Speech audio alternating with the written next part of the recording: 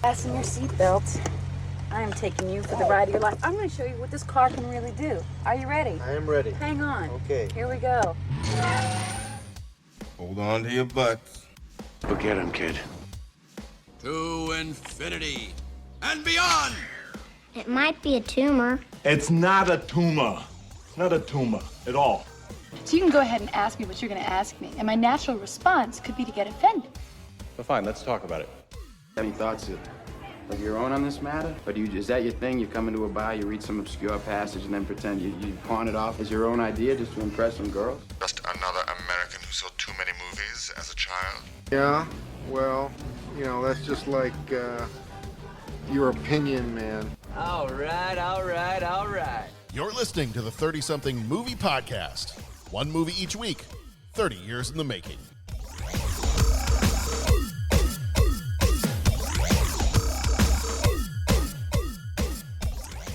Hey everybody, it's the 30-something Movie Podcast, and this time around we're going to be putting on the Ritz with Mary Shelley's Frankenstein. So we're excited for everybody to be here with us. We have got, I'm sorry, this is not a video podcast, and it's probably a good thing, because if you could just see the visual groans that came from everyone else that's on the Zoom call, it makes me so happy. Like this is like being on a road trip with my kids kind of happy, where everyone's trapped and dad just has a bunch of dad jokes.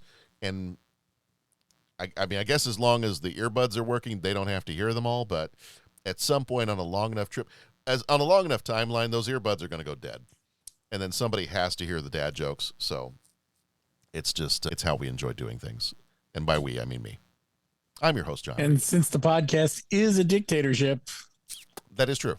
Here we are. That is true. It is a readocracy, as we refer to sometimes in our house, or a dadocracy sometimes. But yes, it pretty much is. But along for the ride here with me, the rest of my fellow oligarchs on this podcast, I have with me Bo. You've already heard Bo's dulcet tones. Bo, how are you doing? Yo. I'm doing well, John. Good. Excellent. We've got Patrick. Pat, how are you? Great, everybody. How are you doing? Pat, you're sideways. Have you not had your V8 today? I'm trying to do a lot with my phone right now. Okay. And trying to make sure that my son is in lights out mode upstairs. Oh, and okay. Like this is way TMI, but yeah, so like I don't have the screen rotate on, so when I went to like the text and the thing, it just went sideways. And I know what a fan you are of. I know what a fan you are of Dutch angles, so I thought you were trying to do something very cinematic. It is. You'll appreciate this. We just got him a copy of the book Unbroken, the Luigi thing, and we're like, yeah, Dominic, you might enjoy this book. Well, he stayed up all night last night and finished it in one night. He's a little tired for school this morning, so we're just making sure he doesn't have his nose buried in another book. And not that reading is bad, but sometimes sleeping is good. And then so. Anyways, sleeping good. Yes, I am a fan of sleeping. Honestly, as an English teacher, like that was one of the times where I had the hardest time telling a kid to put something away and pay attention to what was going on in class was when they were reading a book. Like, because I'm like, oh, I've got my lesson for today. We've got stuff that we need to learn. And the kid's face is buried in a book. And I'm like, you're doing exactly what we want you to do. But at the same time, there is stuff I have to teach you. So, and a lot of times I would be honest with the kid. I had one kid in particular. Any moment that I was not actively teaching something, or any moment that was downtime in my class where they weren't working together as a group, that kid, the book was open, his face was in it. And so oftentimes I would be like, hey, look, I'm really sorry. I got to ask you to put the book away for right now. I'm not telling you like not to read. That's not at all what I'm saying. Please, as soon as I'm done talking, or if we've got 2 minutes left before the bell rings, pick the book back up and keep going. So I even feel bad asking you to do this, but please put the book away. So that was always my struggle as an English teacher was, do I tell them to stop reading when that's kind of the reason why I'm here? So it is what it is. One of the other reasons that we're here is because we have awesome and amazing people that listen to the podcast and occasionally come onto the podcast to talk about fun movies with us. And one of those is Rob Perry. Rob, glad to have you back again. Glad to be here. I hope you never told a child to put this book away. No. Oh, no. In fact, this is I feel like this is one of the first collections of books that I gave to both of my kids when they were old enough to start reading more adult books. And I had a collection that was an omnibus that had Bram Stoker's Dracula, Mary Shelley's Frankenstein, Dr. Jekyll and Mr. Hyde, and what else did it have? I feel like there was one more, but I'm going to blank out on what it was. But Invisible anyway, Man by H.G. Wells. Could have been. Yeah, might have been. Sounds about like a good, well-rounded omnibus. Oh, yeah. Yeah, it was like 3 or 4 different books in one giant volume. And I was like, here, you might like some of this. You know, particularly my daughter, who really enjoys Edgar Allan Poe. So I was like, yes, let's give you more of these type of things. You might enjoy them. And actually, she ended up watching most of this movie with me. And she was kind of doing homework at the time, and she's like, is this okay for me to watch? And I'm like, sure, why not? For the most part. You know, I think her head perked up a little bit when she realized that, like, wait a minute, I thought those were brother and sister. I'm like, don't go too far. We don't talk about that part. We don't. After they went to Tashi Station, things went, completely haywire, and we don't talk about brother-sister relationship stuff in movies. Yes. Well, I got confused by that aspect too. I was like, did I miss something? I'm sure I missed something and all that. Okay. So. Well, not so much. I mean, adopted sister, but still. Okay. That's yes, okay. I figured. For as often as we want to bring this up, I do have a sound drop for it.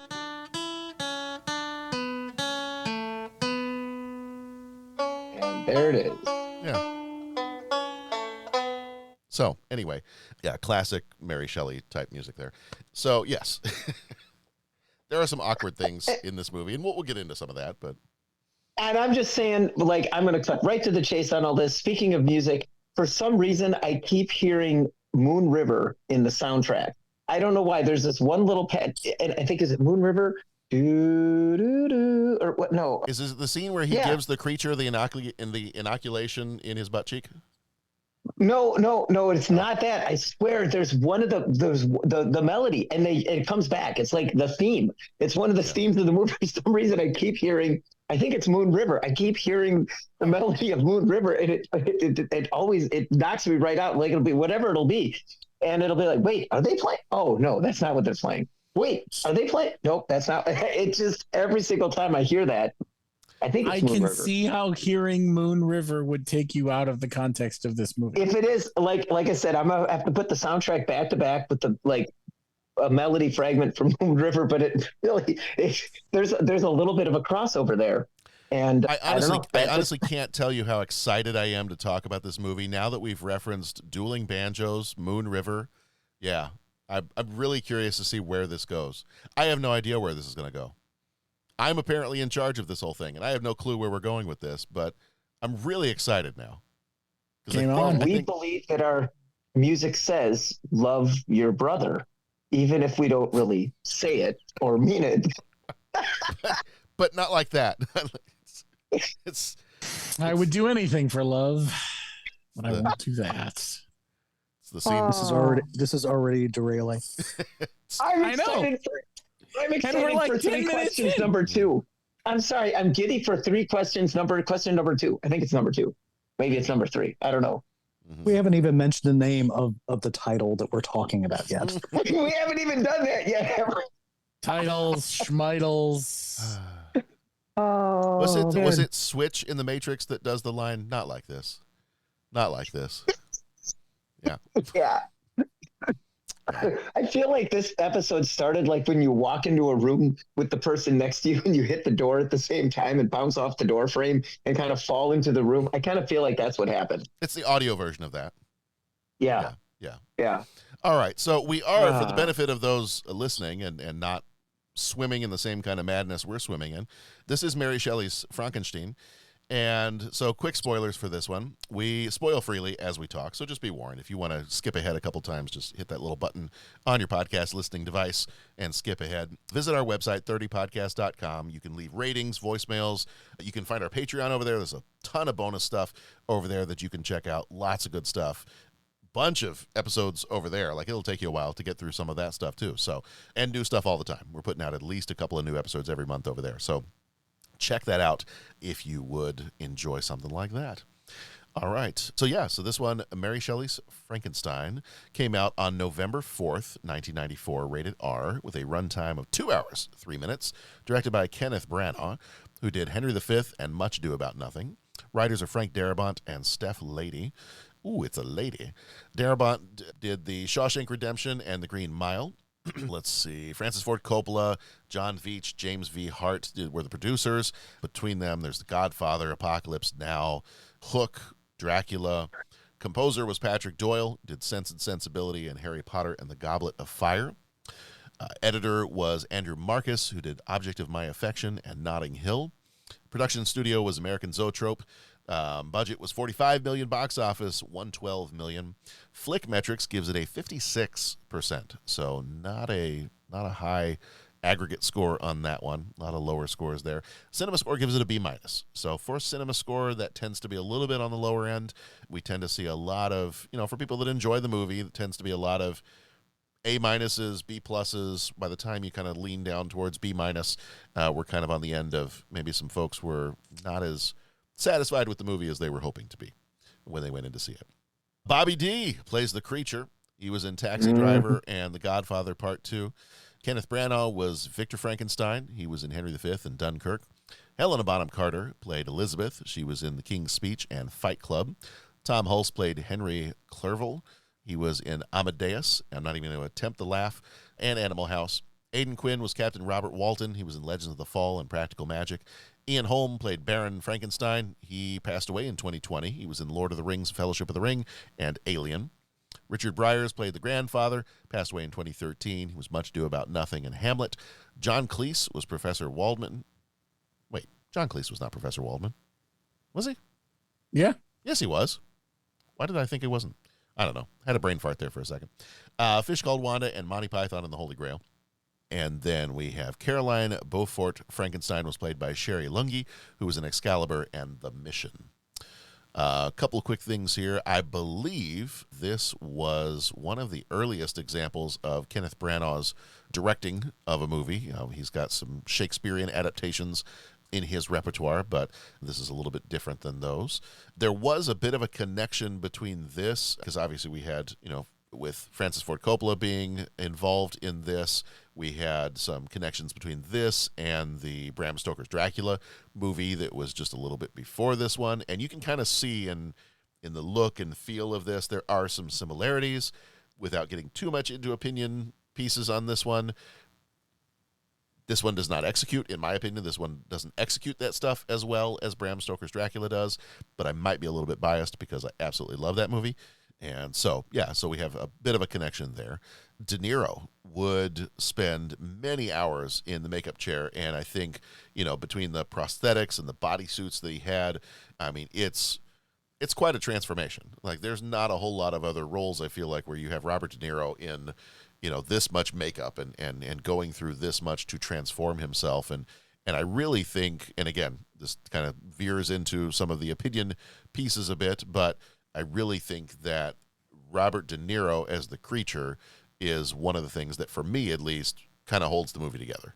Where there may be some other parts that kind of fall a little flat for me, it's his portrayal of the creature that is, I really enjoy it. I really enjoy his take on it. And I mean, that, for me, especially seeing this as a kid, that creature, that version of the Frankenstein's monster was probably one of the more interesting ones to me, rather than just, I really enjoy the old school, Universal monsters, Frankenstein's monster, but I really, to me, this was one of the first times I saw a different iteration of the creature, the monster.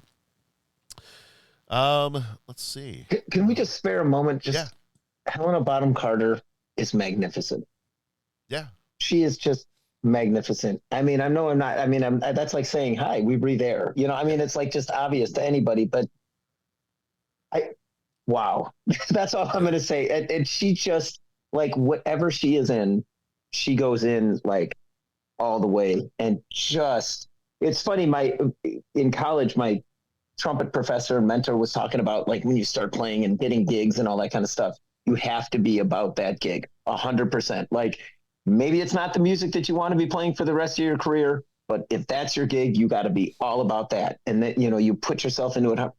And my gosh, like, whatever role she's in, she just brings that with just maximum force. I mean, she is just absolutely magnificent. That's all. That's all. Yeah.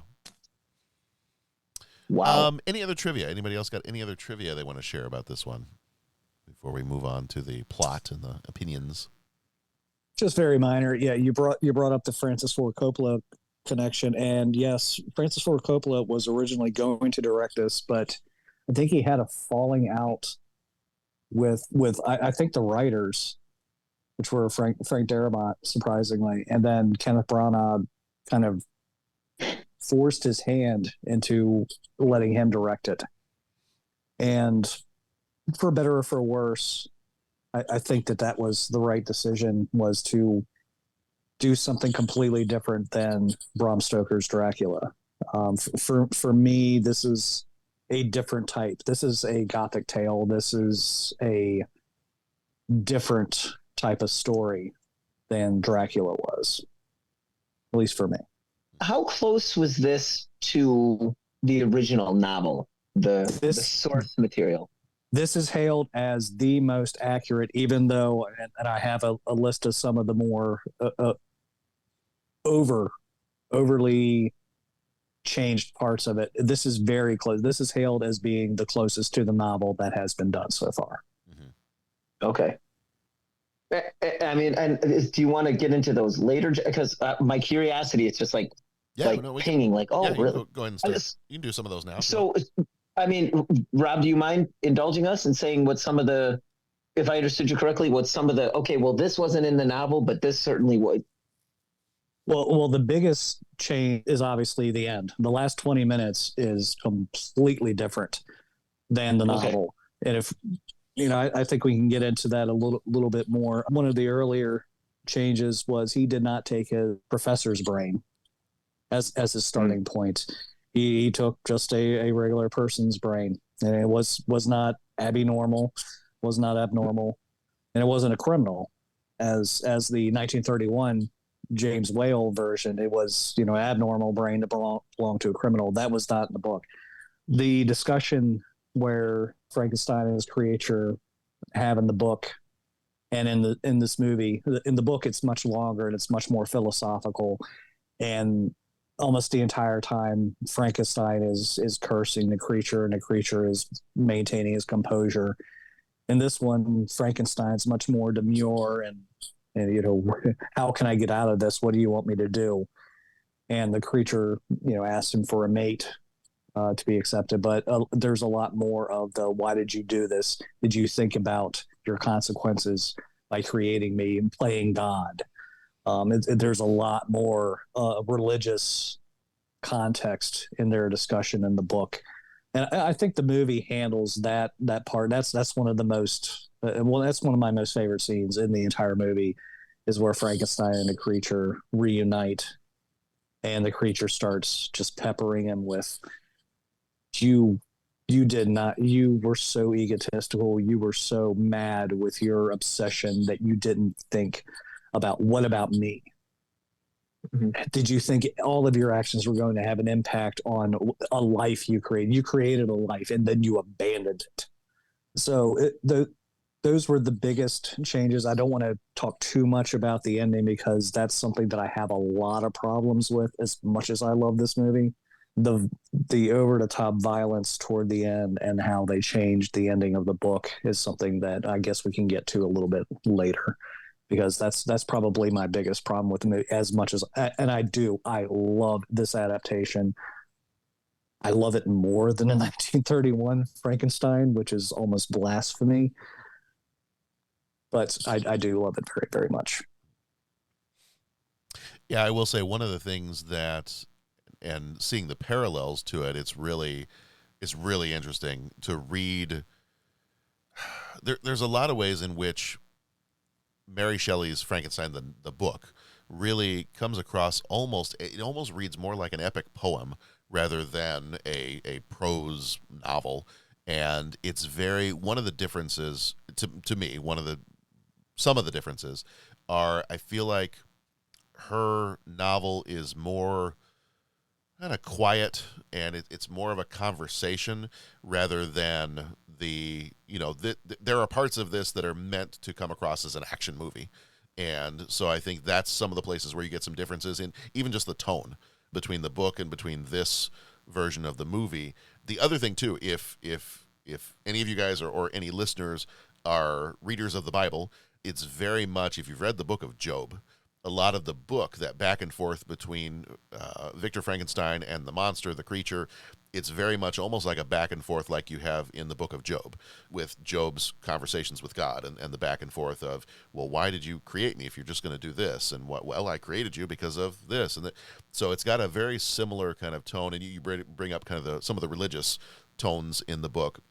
And that always, to me, like, they have always been very close to each other. Like I feel like Mary Shelley must have, and I haven't done any research and reading on this, but I feel like she must have been well versed in having read the book of Job, and that used that as a model for how she was going to have this conversation back and forth between the creature and the creator, because it's so very similar. So that's kind of an interesting thing. I have at different times, I've kind of gone back and forth, and I'll read a little bit of Frankenstein, then I'll read a little bit of certain parts of Job, and it's very similar. It's real interesting. Can I kind of read some of those together? But yeah, we can dive into some of the other differences and some of the other stuff as we get along. Let me go ahead. I'll do give us our synopsis here. We'll play the trailer for this one. We've broken the plot down into 10 major moments that kind of help us fly through that real quick, and then we'll get into some of our deeper thoughts, opinions, and we'll share some of the other stuff about how this is either similar or different from the different iterations of this movie. So for this one, in a world where obsession defies mortality, Kenneth Branagh's Victor Frankenstein unleashes a creation beyond control. Robert De Niro's creature, seeking vengeance against his maker, sets a path of destruction that leads to the ends of the earth.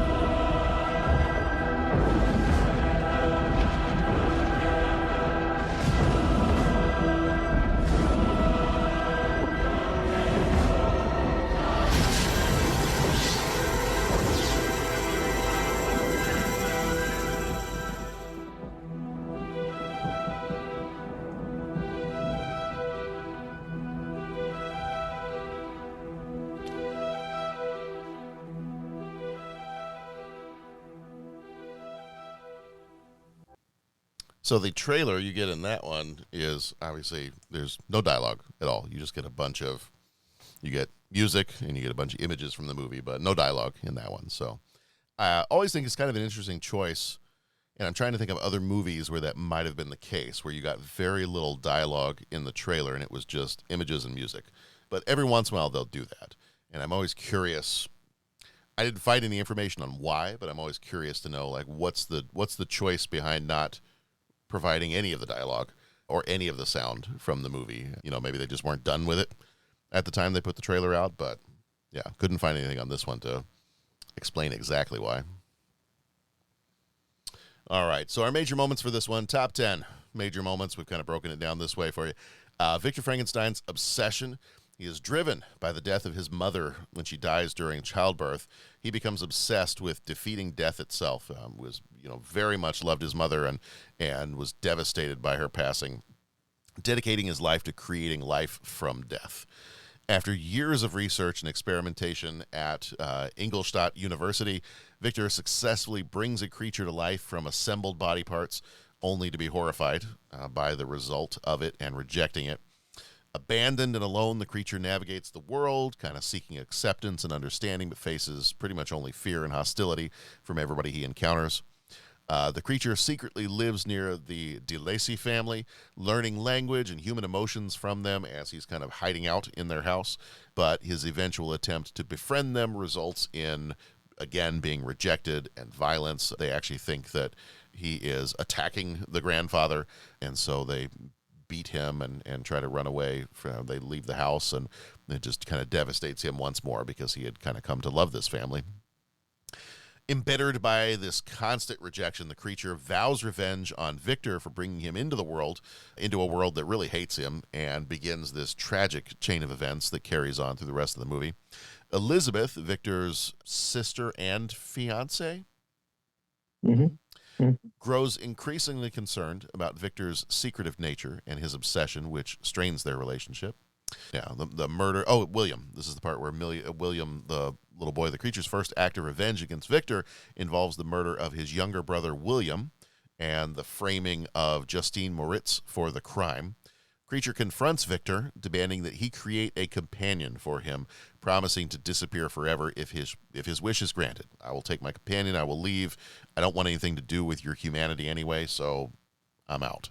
Victor initially agrees to the creature's demand, but destroys the female creature before giving her... No, I mean, not really. Doesn't really destroy her before giving her life, but this is... I'm going to back up a second because this is a really devastating scene for him because the creature forces it by ripping out her heart. I mean, that was kind of a pretty crazy scene visually in and of itself. Yeah, so it was... I mean, that... And I saw this when I was probably in late elementary school, middle school for the first time. So, I mean, it's an R-rated movie anyway, but like to see somebody's heart get ripped out of their chest, and like I remember that being pretty memorable. Yeah. So then, and then we kind of get we get the bookends of this too, where you've got them on the ship at the end. You know, at the beginning and the end, where they're on the ship, and that's kind of how they're helping to tell this story from the point of view of the captain of the ship, and why are they out here in the middle of nowhere? And because there's kind of this hunt for this, he's on a hunt for the creature, and they are trapped in the ice. And so we kind of end up back where we started at the beginning of all this. And he basically says, I've been pursuing this monster for a while now. I'm going to kill him because he basically destroyed his whole life. He killed Elizabeth. Elizabeth was brought back to life, and really she commits suicide by setting herself on fire. So Victor is now it's just the cycle of revenge. The creature wants revenge on Victor for his existence. Victor wants revenge for killing his brother, his bride, basically destroying everything. And, while we have, Victor ends up dying, and the creature is kind of weeping over his body. And while they are preparing this funeral at the end, it's kind of all interrupted because the ice starts breaking up around them, and they try to invite the creature to come back with them on the ship. But he's like, nope, I'm staying here. And he ends up lighting the funeral pyre, and that's pretty much it. The ship is able to return home, and that's the end of the story. So. Anything else? Was there anything I missed, or any other scenes you wanted to kind of call attention to? Or it does take a while. I mean, I jumped through a whole bunch of that at the very, very beginning to get to the point where he does finally create the monster. But I mean, there's a whole scene where he's at the medical college and he befriends Amadeus, and they go through their whole thing. And this for me was because growing up, we watched Amadeus so many times when I was a kid. And I love that movie even as a little kid. It is still one of my absolute favorite movies of all time. And it's fun for me. It was fun for me even as a kid to start recognizing these actors in other movies. And I remember doing a double take when I was watching this for the first time as a kid in like late elementary. And I was like, wait, Amadeus. Wait, what? Hold on. Is he going to do the laugh? He should do the laugh. I think he should do That's the opinion of a child. Like me as an adult, I don't want him doing the laugh in this movie. But I remember as a kid being like, oh, that's the Amadeus guy. Is he going to do the laugh? I'd like him to do the laugh. As an adult, no, thank you. I don't need the laugh in this one. But I did jump over. There is a lot of stuff at the beginning of the movie that really kind of establishes his family, his obsession, his medical training, his kind of philosophical arguments with his professors. So there is a lot of that there. And the love that blossoms that shows his obsession for his sister bride person. Yes. Okay. We need to clear that up. Okay. As Star Trek would put it, they are beyond friendship, beyond family.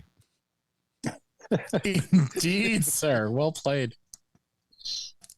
So yeah, in the original version, in the first released edition of Mary Shelley's novel, they were actually cousins. Yes. And there was actually... Which was not as abnormal back then as we might think it should have been. But it was... Is that safe to say?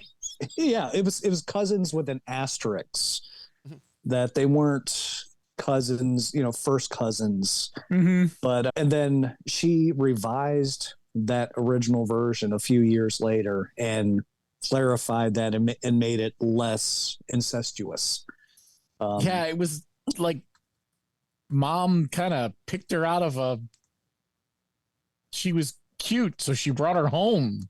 Basically. Yeah, I mean, not much better. Not much better. No, but better later, sort of, kind of. At least in the movie, they made it an adoption. Like they had a story behind it. Yes, yes, they were not related, but yeah, I mean, you can't really work too far out of the weirdness of them being raised together and then falling in love and being betrothed to each other at some point.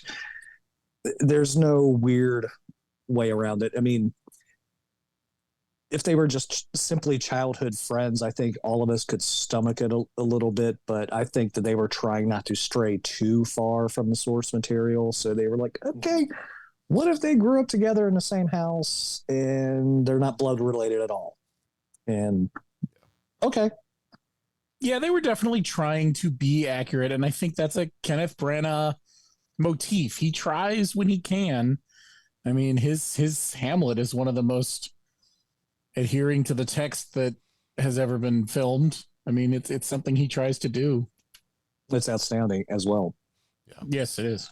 I'm having to bite my tongue because otherwise we'll just go off on a whole conversation about all of his Shakespeare adaptations, and I'll talk for an entire episode about how much I love the Othello movie. And His Much Ado About Nothing is. Oh yeah. I could watch that every 3 months or so and be just fine. Yeah. Hard to find that streaming, by the way. I've tried. Oh.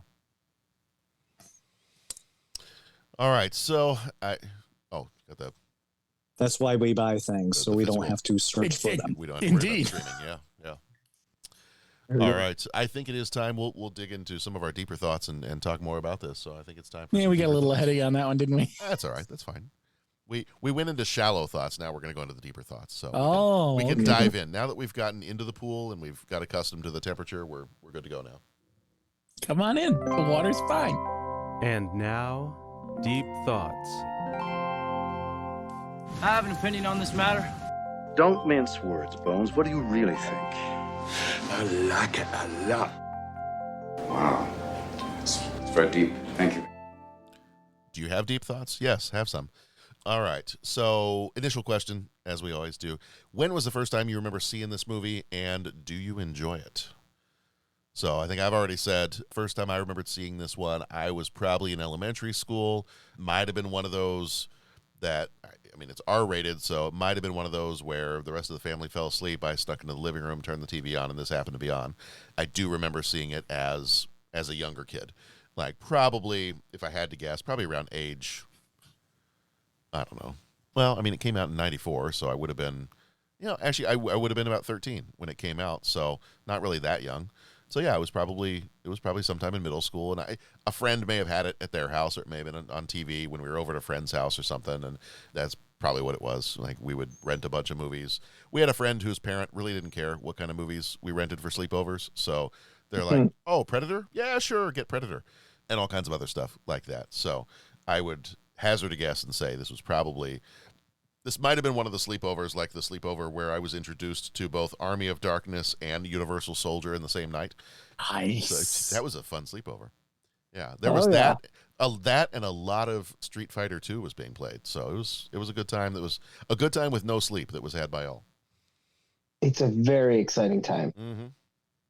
So I was probably about 13 when I saw that. Now I'm thinking about it. I was probably about 13 when I saw this, probably with a group of friends or just, late at night.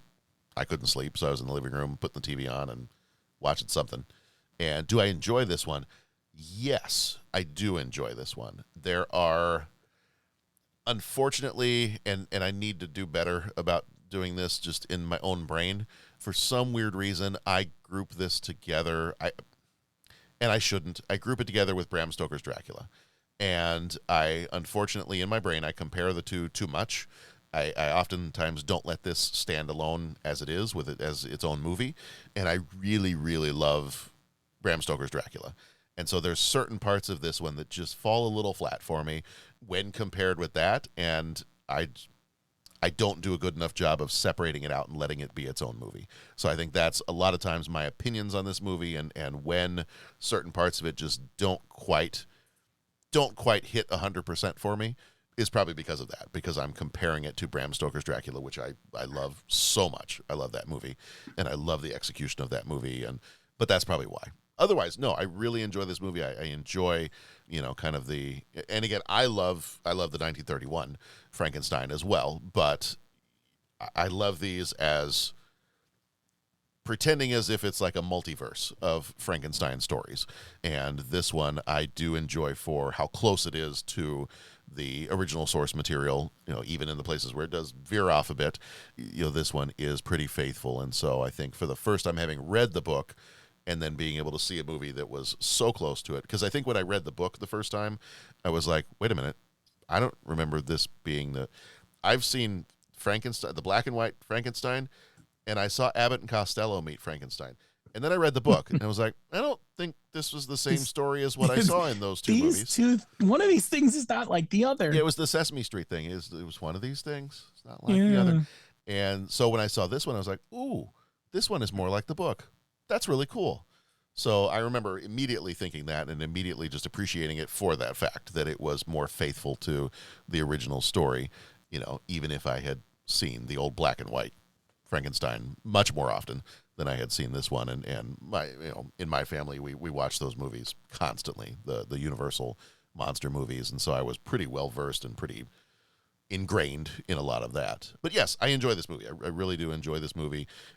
I think in watching it, and I will go watch it again at some point, but I think I need to separate it out from Bram Stoker's Dracula. It's not a box set. It's its own movie. It stands on its own. I think just sometimes I have too much of a connection that I make between the two, and that's not really fair to this movie to judge it up against the other one without just judging it as its own entity. So that's my story, and I'm sticking to it. What about the rest of you? What about Pat? Was this the first time you'd seen this one? Yeah, the first time, and it's fun. Fun movie, monster movie. I'm having not read the book. That was the question I really wanted to get out, is how much was it like the book? Because there was some stuff that I felt like, I feel like they could have drilled down a little bit more in this, or boy, this left me a little bit like, but if you're adapting from a book, isn't that the universal thing? Like, there's just going to be stuff that, okay. And I think Rob, you even said the book goes more in depth with providing context to this scene, or the book goes more in depth with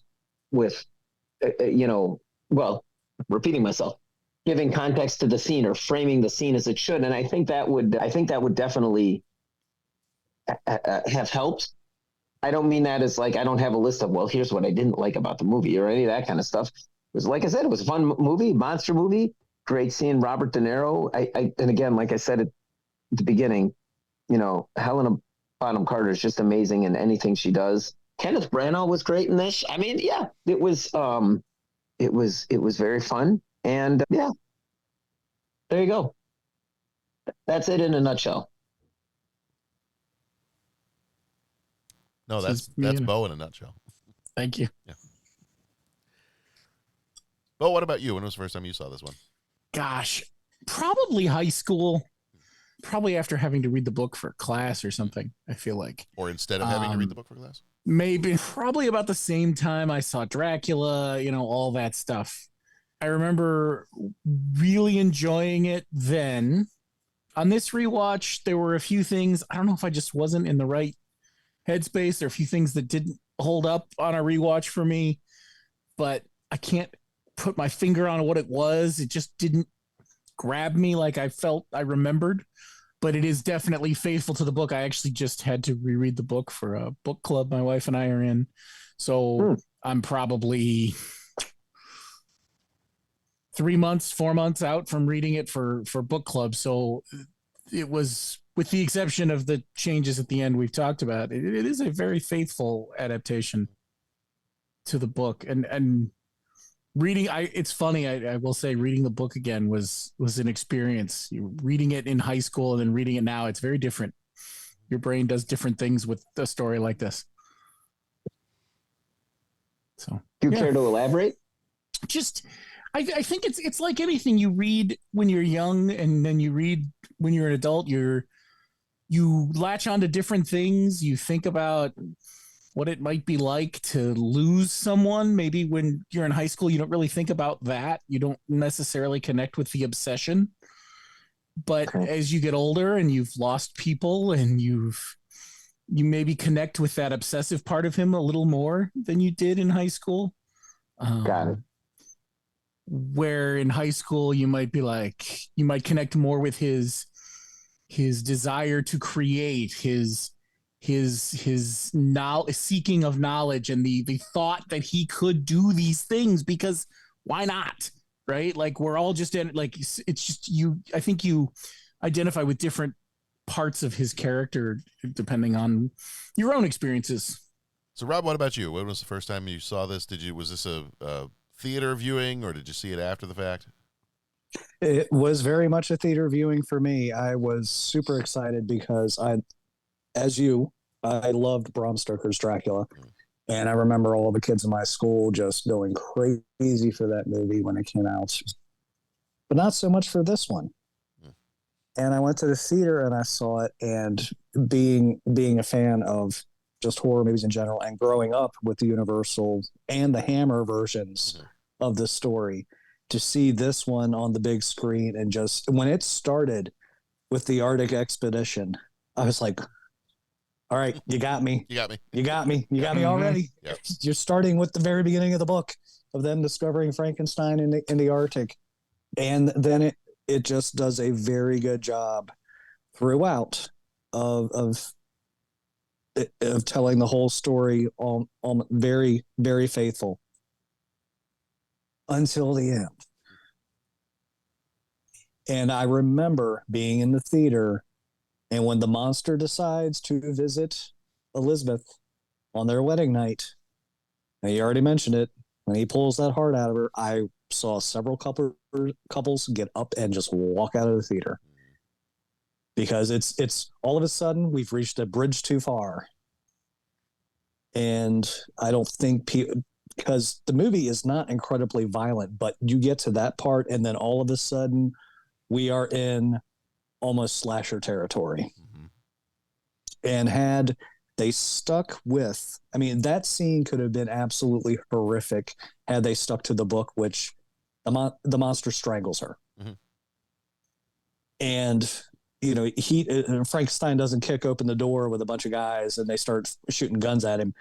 He discovers her body and realizes that the monster stayed to his word and strangled her to death, just like he had done his younger brother. And so that just the overwrought violence that just comes out of left field. And then, of course, the reanimation of her corpse, that has always jarred me. I was like, you went just too much from the source material for me. And even though, as Pat has said, Helena Bonham Carter's performance when she is turned into that version of herself is heartbreaking, and just she doesn't say but one word, and that's Victor, and she barely gets that out. And then that scene where the monster and Victor are pulling at her, you feel like she's going to get ripped apart by these two crazy people at this point. And she just steps back and just claws at herself. And you realize that she is communicating so many things to both of them right before she immolates herself and runs out of, and, you know, kills herself. Yeah. But this has always been my favorite version of the story. And despite those big problems with the ending, I still, I watched it again this evening. The scenes that are so faithful to the book are so well done.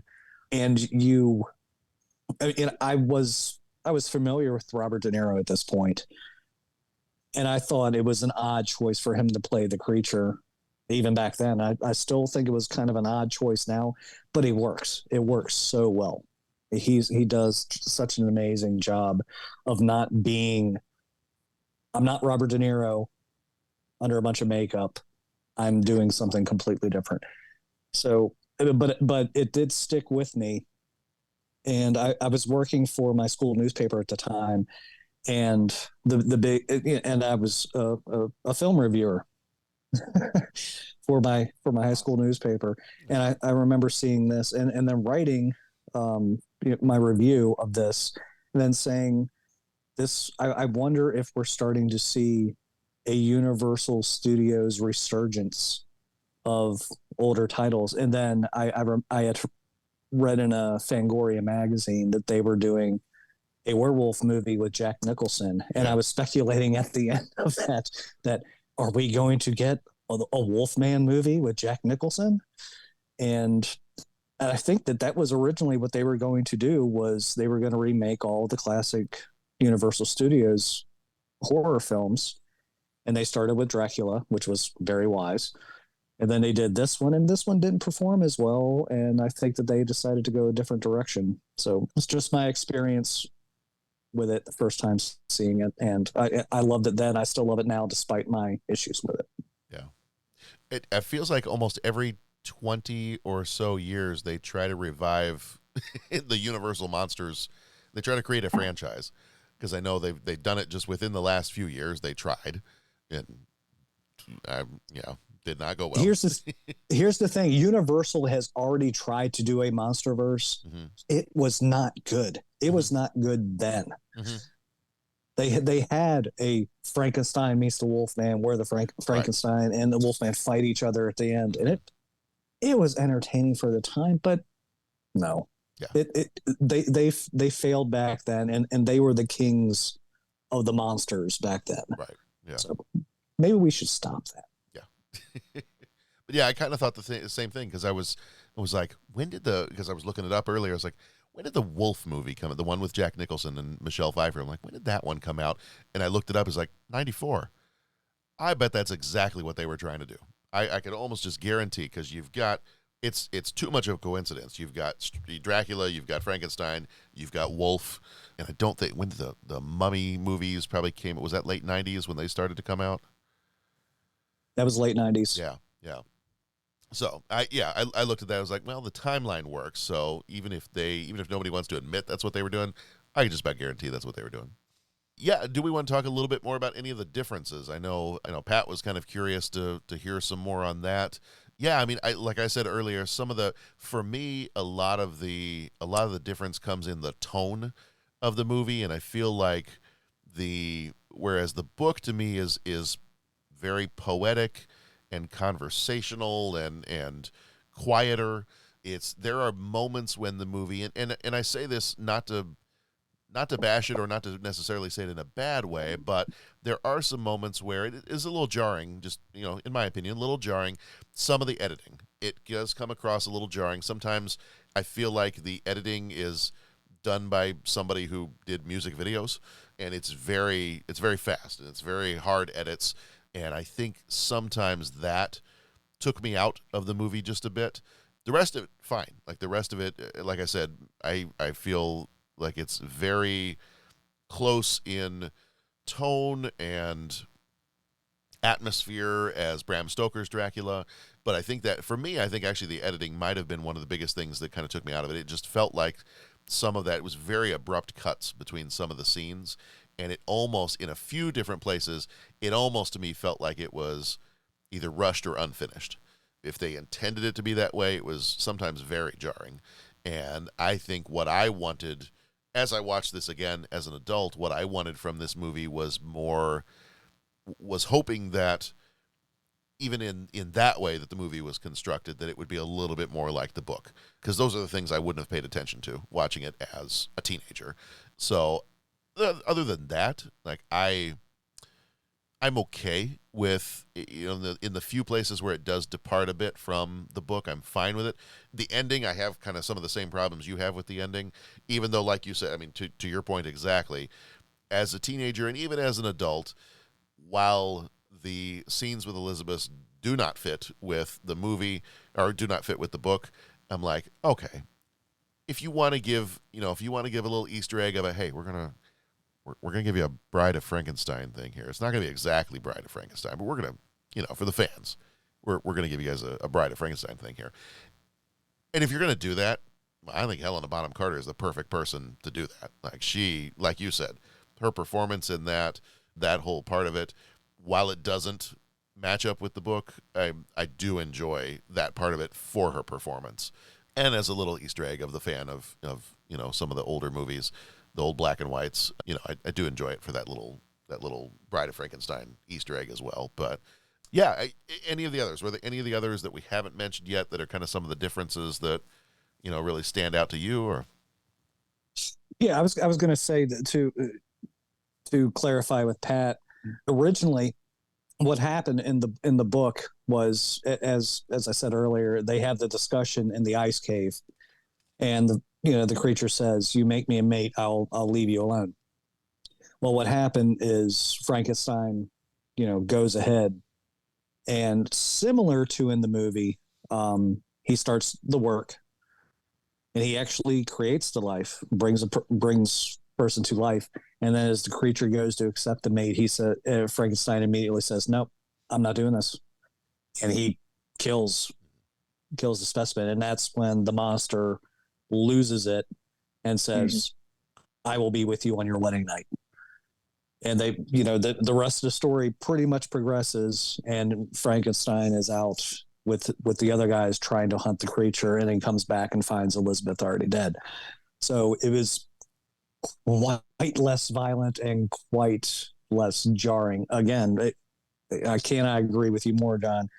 If you're going to change something so drastically, the penultimate chapter of your story, you're going to change it, it better be good. And had Helena Bonham Carter not done such an amazing job at that point of the movie, the rest of the movie would have just fallen apart for me.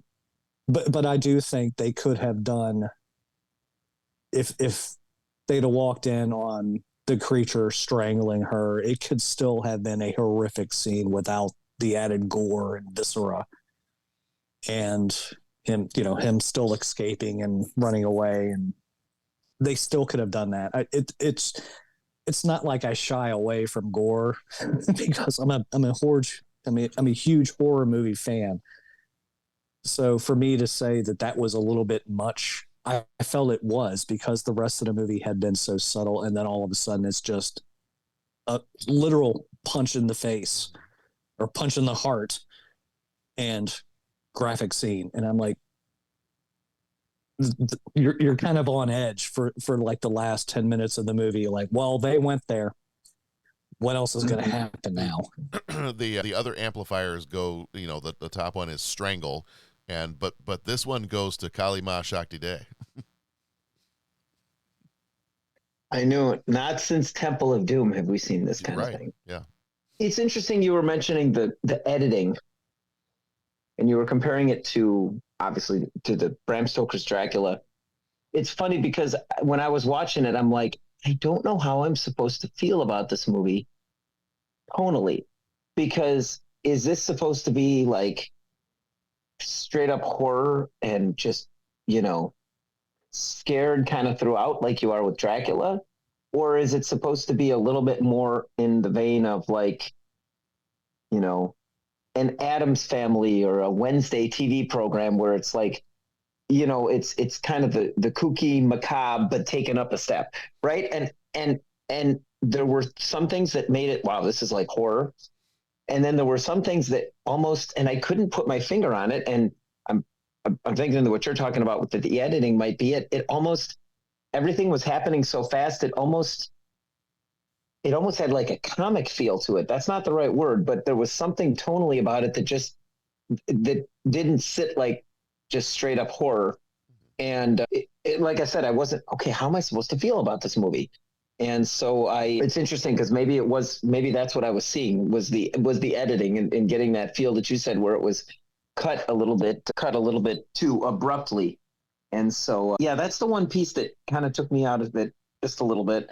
And if I understand correctly, what you're saying between this and the book is there was no him reanimating his wife in the book, correct?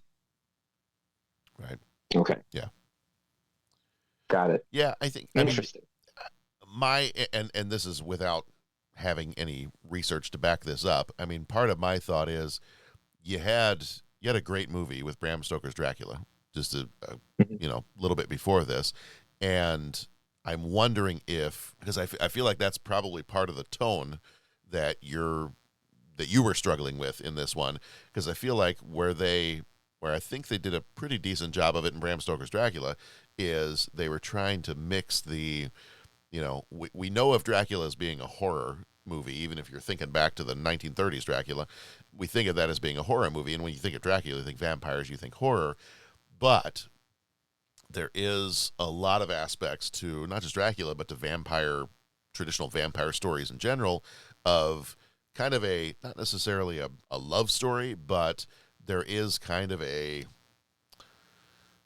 lusty aspect to a lot of the old vampire stories. And so I think what Bram Stoker's Dracula does well is it does manage for a modern 90s audience, it manages to balance pretty well a love story with there's this terrifying creature, and we're able to blend those together really well.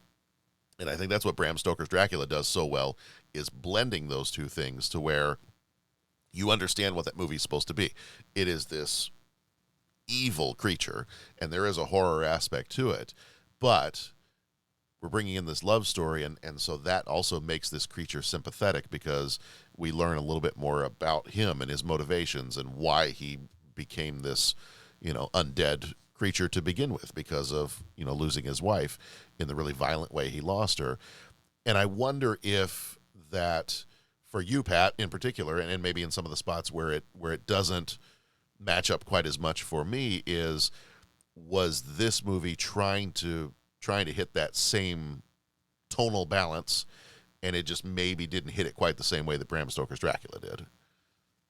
It's possible. Mm-hmm. It's possible. And that, to me, that's what I kind of come away with. And that's why I said early on, when I have a hard time not comparing these two movies with each other, is because of that. And I think that's where, as much as I enjoy this movie, as its own thing, I think that's where I'm always going to make that comparison. I'm going to have a hard time separating the two, and I'm always going to make that comparison and say Bram Stoker's Dracula really hit the mark of balancing the romantic side of it with the love story, with the also, here's a monster, and it's a sympathetic monster.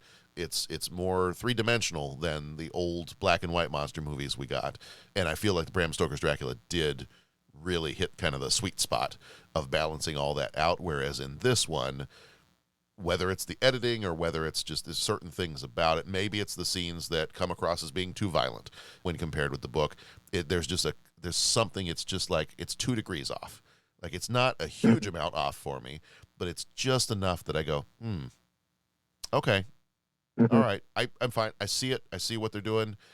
I do like Bram Stoker's Dracula, the way it did it better, but I got it. Like, I got you. We're only a couple of degrees off here. I don't hate it.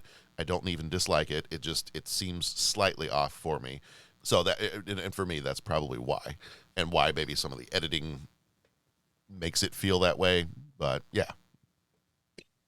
Well, maybe you haven't quite made the correlation that you had a sexy Dracula and you had sexy Frankenstein, but a lot of people confuse sexy Frankenstein with the creature, not the actual man. And here you got the actual man. That's true. And not a sexy creature. So that's true. Maybe you haven't reconciled that yet. And Kenneth Branagh is a handsome man. Yes. Handsome man. Yeah. All right. Anything else we want to say about this one before we go into 3 questions? Just one quick thing. Frank Darabont had some very choice words to say about the final film. Mm-hmm. And he said that the script that he wrote was much more thoughtful and low key. And the movie he saw was nothing like that. He said Mary Shelley's original story was not operatic and loud and bombastic. It was much more subtle. Things that we've all said about the he kind of blamed Branagh for it. Yeah, he said that this movie was totally a product of Branagh's ego. And he said, if you love this movie, throw roses at his feet. If you hate this movie, throw stones at him because this is his movie, not mine. And I always found that very interesting because Frank Darabont is usually pretty much, I wrote this and he was not as,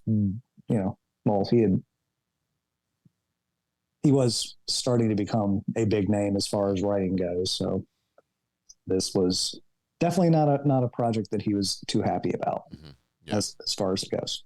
Yeah. All right. It is time. Let's bring 3 questions to life. Let me hook up the machine here and we'll get some lightning going and we'll bring 3 questions to life. He asks each traveler 5 questions. 3 questions. 3 questions.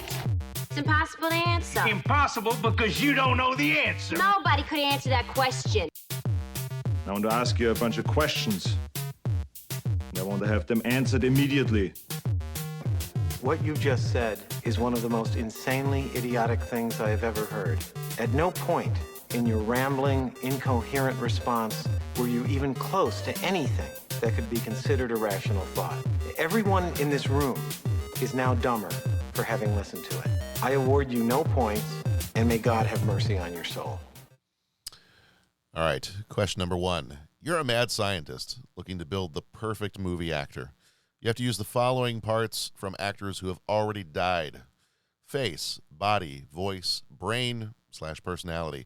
Which deceased actors do you choose for each part? The face part made this question a little tricky for me. Every time I was trying to figure out a face, I don't know why it was the face. I'm like, I don't know. I feel I don't know how I feel about this. Yeah. Well, I don't know. I say guests go first. Oh, John, go ahead. No, I was going to say, when I started to make my initial list, I was like, ooh, this is a great face. This is a great voice. Oh, they're not dead. Crap. Okay. So I had to go back to my list. I was like, all right, well, let's not say anything about James Earl Jones that'll cause something. So let's take him off the list. Yeah. He's still alive. Keep him alive. National treasure. Keep him alive. Thank you. Okay. So yes, I had to be very careful about my list because I didn't want to cause anyone to die because I had put them on there. Yeah. Does it have to be their body when they passed away? No, because mine, I'm going for a younger version of that person. I wonder if you and I are thinking of the same one. Okay, because originally for that, I had, when I was not thinking about that, I had put they have to be dead. For this, I had Arnold Schwarzenegger as the body for that. I was like, I'm looking for somebody who could be in an action movie or be big and physical and imposing if we needed him for that part. I went for we'll do it in order: face, body, voice, brain. I went with the face of Sean Connery. This might be recency bias. I went with the body of Carl Weathers, but young Carl Weathers. Apollo Creed Carl Weathers. I went with the voice of Orson Welles. Very nice. And to make this a truly logic-defying creature, I went with the brain or personality of Robin Williams. Excellent. I wanted an Abby Normal brain, and so I gave it an Abby Normal brain. Yeah. So I don't know what movies this poor tortured creature is going to be in, but that's the combination I came up with. So I daily doubled you on the brain. Okay. Robin Williams was a lock. Had to be. I went back and forth, but for the body, I landed on a young Christopher Reeve. Oh. All right. I mean, he was Superman, for crying out loud. That's true. For the voice, Alan Rickman. Face was hard. I went back and forth between a few, but I actually landed on James Dean. Yeah. All right. So that was my Franken Hector. There you go. Well done. Rob, what did you have? Well, it's really funny because I came to my wife and I said, you know that podcast that I'm on, they do these 3 questions. She's like, yeah. I said, well, this first one is throwing me for a loop. and I said it to her, and she came up with James Earl Jones. She was like, is he dead? I'm like, no, he's not. So we're not going to talk about it. She brought up Christopher Reeve for the body. And then she said Jimmy Stewart as the personality. Oh. I was like, okay, that's really interesting. But I had already picked out my voice, and I said Sean Connery. So I was like Sean Connery with Jimmy Stewart's voice, personality. And That's something to be seen. I was like, well, I'm going to lasso the moon for you. I'm going to lasso the moon. So I said, this is too difficult. I'm just going to go with Sean Connery's voice, body, and personality from when he was peak James Bond. There you go. And then voice, face, and body. And then his personality, his brain, Lawrence Fishburne's brain, so that he can understand the Matrix and finally be the Morpheus that everybody originally wanted. Nice. All of that is well played. Love it. Pat, you're up. I'm up. So we're going, you said face first, John? Sure. Yeah. Right. Like life. Face, body, voice. Yeah. Okay. So for face, I'm just going to have to go Steve McQueen. All right. Nice. I kind of thought you would. I love McQueen. I love watching him. There you go. Body. This one was easy. Bruce Lee. Mm-hmm. Oddly enough, I kind of thought you'd pick that one too. Yeah. So I got face, body, voice then. Yeah. Okay. I just draw a complete blank. I was like, oh, Sinatra. It's got to be the voice of Sinatra. Okay. That'd be awesome. And then for mind, George Carlin. Nice. Well played. So it's just got to be. And there was some. I was toying with some different oh man, what would be great. And I the Robin Williams. I thought about Robin Williams. I thought of Gene Wilder, right? Like that. And oddly enough, I got thinking of too, oh man, you know what? What about Dean Martin's face, Sinatra's voice, Sammy Davis body, but then what about, I got all the different iterations of the Rat Pack, just combining and what was really fun about this question is it got me thinking about, what makes these people so appealing to watch on the screen? Do you know what I'm saying? Mm-hmm. Is it their physical acting? Is it how they look physically? Is it you know what I mean? The characters that they bring to life and how do they do it? The way their minds. So that was the real fun of the question. I mean, when you got thinking on it, the other side, it was really dark. Oh my God, I can't just imagine taking bits of a person, but that was the real fun of this question, was just breaking it down and analyzing, okay, what are the aspects of this actor that is so appealing? You know what I'm saying? Okay, this person's face. I watch what personalities do I really zone in, and all that. So I'm still intrigued by the Jimmy Stewart, Sean Connery, Shawnatar that has been created here. Yeah. And I pulled up a quote from It's a Wonderful Life, and I'm sitting there looking at it, trying to do it in Sean Connery's voice. Just remember this, Mr. Potter, that this rabble you're talking about, they do most of the working and paying and living, and dying in this community. Well, is it too much to have them work and pay and live and die in a couple of decent rooms and a bath? Anyway, my father didn't think so. I could totally see Sean Connery being George Bailey. Yeah. I'm very happy about that. Yeah, and now Mr. Gower. I'm thinking Kirk Douglas would be awesome. Would be awesome for like the body of Kirk Douglas, or even the face, right? Just that iconic, rugged face. I also got thinking of on a complete blank, so it doesn't matter what I was thinking of. Personality of Don Rickles, that'd be fun. Put his personality into something. I mean, that would be fantastic. Mr. Gower, one ping only. Hot dog. All right, question number 2. Bobby D has played a wide range of characters. If you got to spend a day with one of his characters other than the creature, who would it be and why? I'll go first. Jack Burns from Meet the Parents, Meet the Fockers, whatever. Yeah. Circle of Trust. I have to go with Sam Rothstein in Casino. Mm-hmm. Just a brilliant guy who's really trying to just be a business mogul, but just happened to be connected to the mafia. He wasn't really a bad guy. And just some poor life choices with the company he kept. Yeah. I'd go with Don Rimgale from Backdraft. Backdraft, yeah. Very nice. Yeah. First of all, he's from Chicago. I'm from Chicago. You tend to trust people when you're from Chicago, that whole thing. But then he's just, I don't want to say regular dude, but he's just, a guy that's experienced, a guy that's hard worker, straight talker. I think, that would be. I got one honorable mention too, but Inspector Rimgale from Backdraft would be my number one. Okay, all right. I kind of had a hard time with this one. I was like, anybody but Travis Bickle. Pretty much that kind of narrows it down for me. You know what? For this one, I was kind of leaning towards. Why am I blanking on his name? Jimmy Conway in The Goodfellas.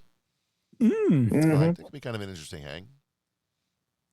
Well, I bet it'd be interesting. I mean, I'm looking for one day. I'm like, one day that I'll spend a day with him, and then I can walk away and safely live the rest of my life. But yeah, maybe Jimmy Conway.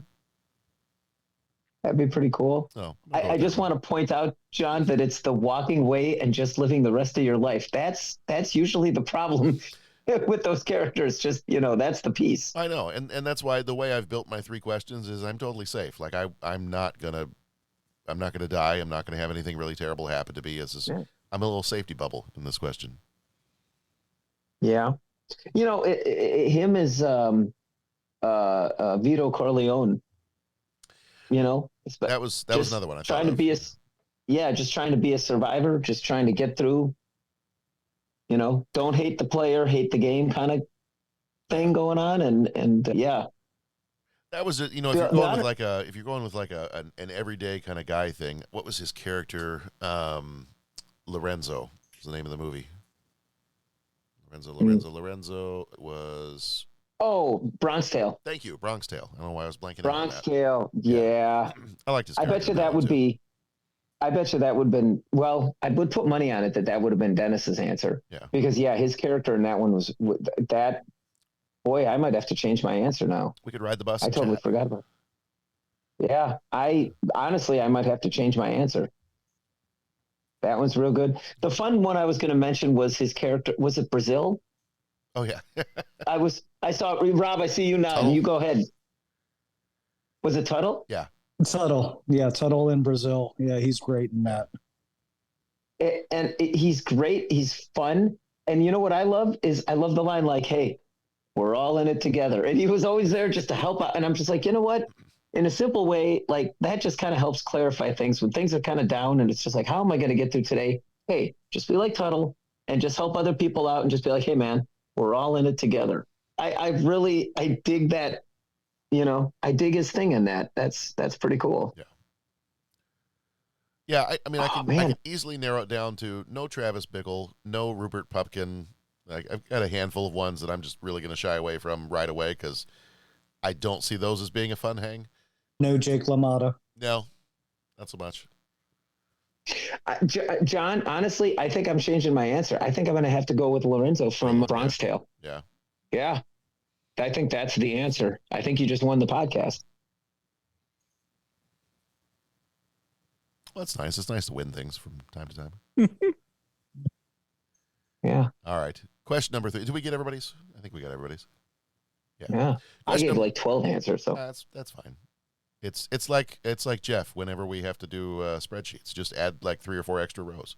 yeah. Because John didn't specifically put 3 categories in there.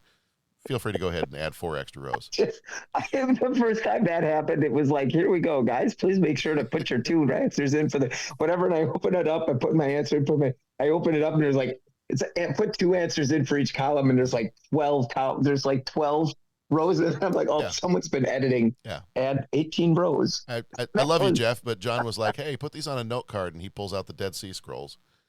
Yeah. All right, some classic boy. monster and kaiju movies have 2 famous creatures facing off against each other. We talked a little bit about these. Some of the old Universal ones, they had like Frankenstein's monster and the Wolfman fighting each other, a practical free-for-all in Abbott and Costello Meet Frankenstein.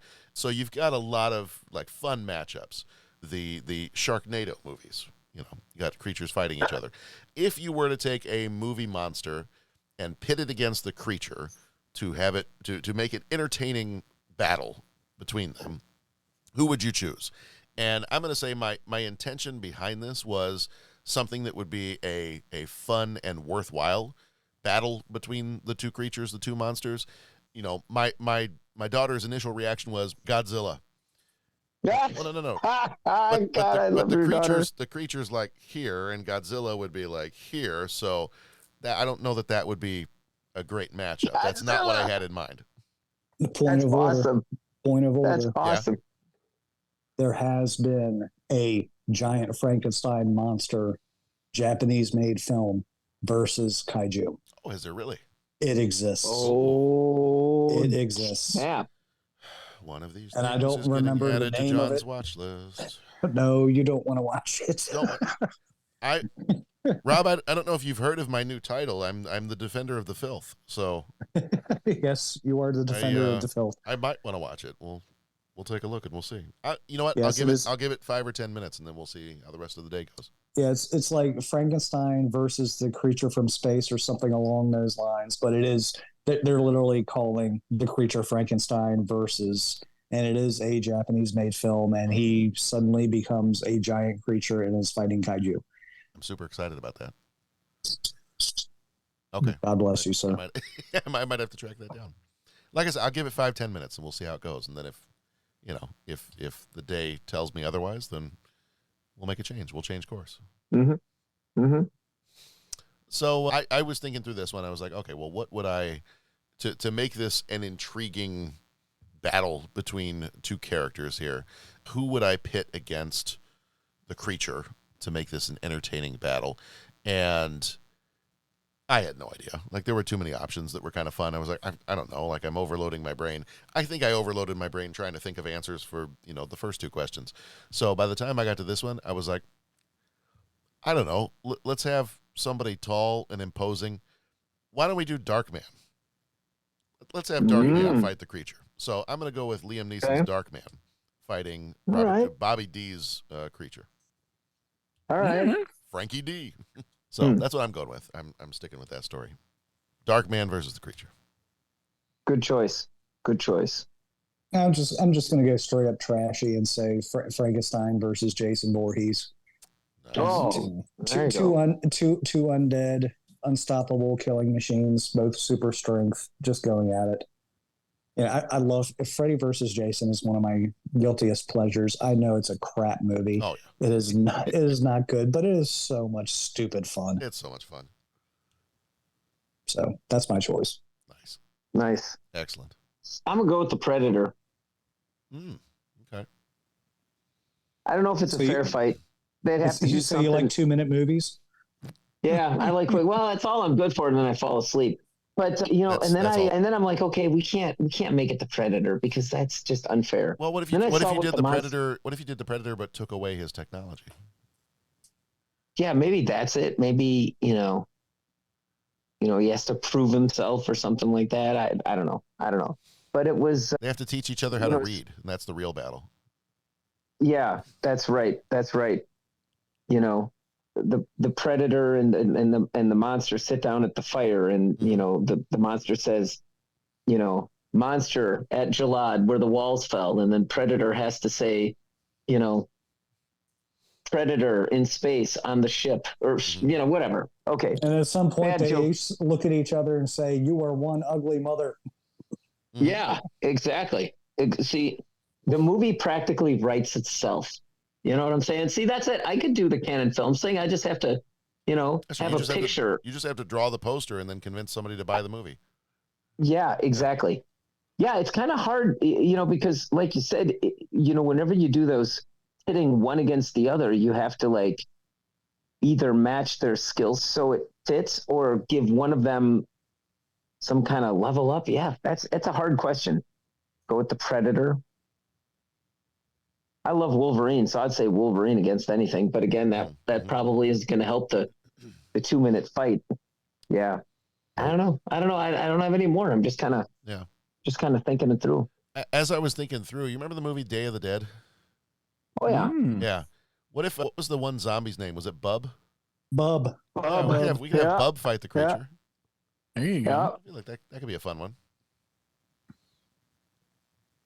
I mean, no guns allowed, but Well, you took out Bub's advantage. I know that's true. I just want to have somebody get their heart ripped out and start screaming, "Choke on it!"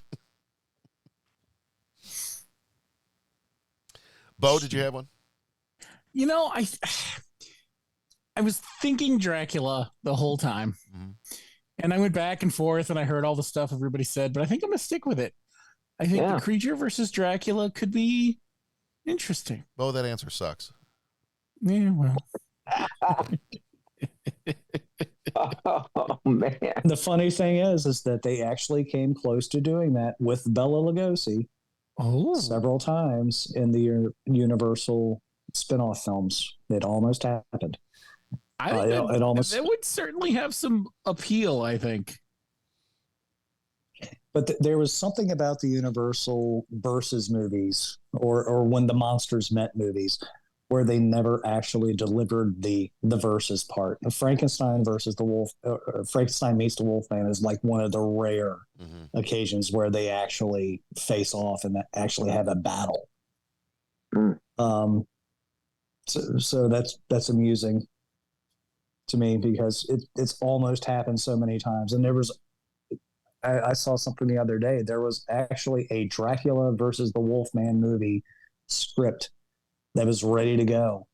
And even the script never had Dracula or the Wolfman facing off at all.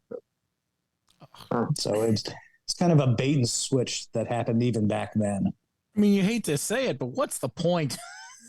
Like, if you're not going to do that, why do it? You got more of a confrontation in What We Do in the Shadows between vampires and werewolves.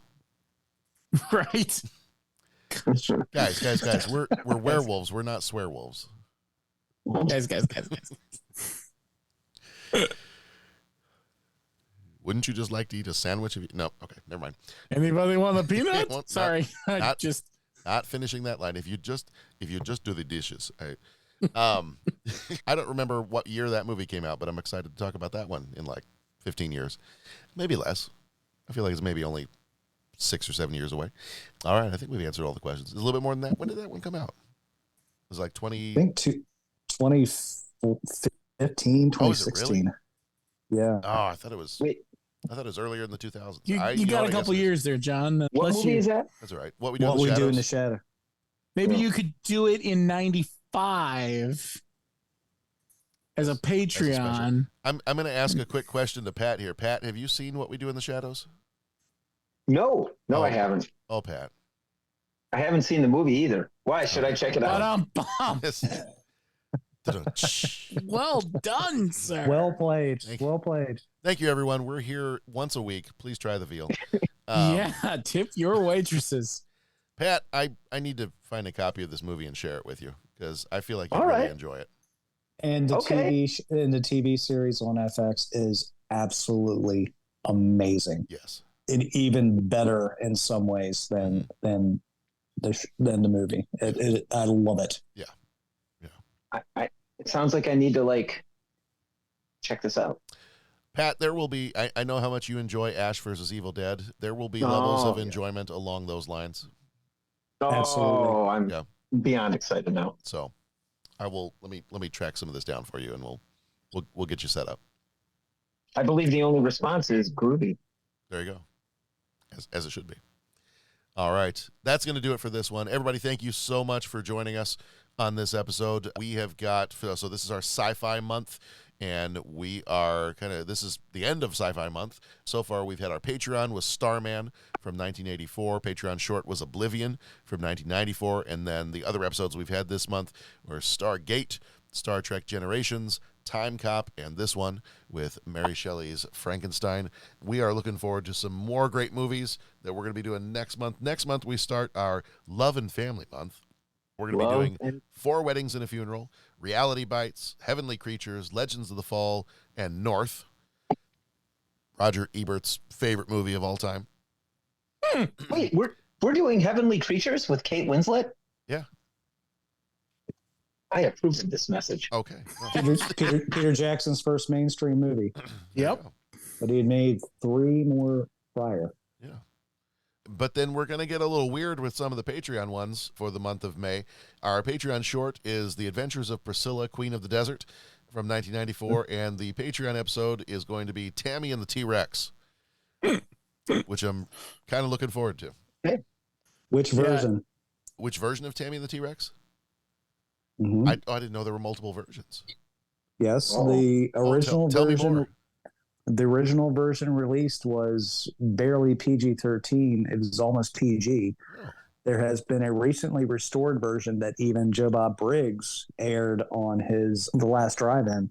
Really? That is the fully uncut version, and it is a much different movie. Really? It is a gory, over-the-top comedy slapstick along the lines of Evil Dead. They knew what they were doing.